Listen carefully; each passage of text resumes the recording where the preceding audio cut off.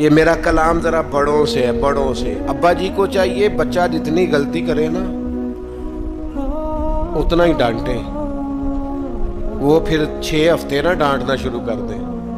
استاد صاحب کو چاہیے کہ جتنی بچے کی کمزوری ہے نا، مجھے پتہ ہے سب سے زیادہ کس بات سے تکلیف ہوتی ہے۔ آپ کے بچے نے غلطی کی ہے، آپ اپنے بچے کو ڈانٹ لیں، سمجھا لیں، آپ کسی اور کے سامنے اس کی تذلیل کبھی نہ کریں، یہ زیادتی والی بات ہے۔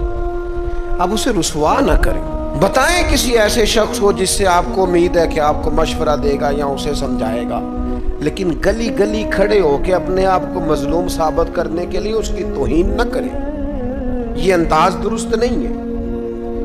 اس سے بچوں کی انسلٹ ہوتی ہے، وہ کمزور پڑ جاتے ہیں۔